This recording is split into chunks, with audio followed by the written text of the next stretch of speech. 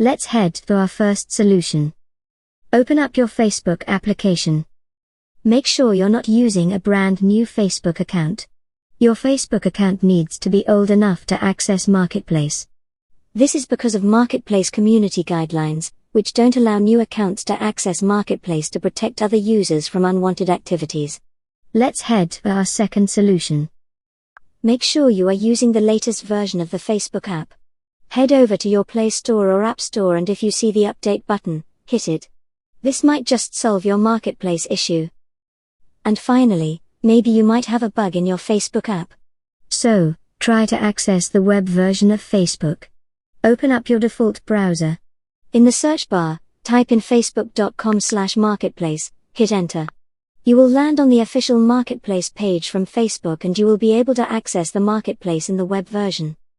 You have successfully learned to solve the issue of Marketplace not available to you.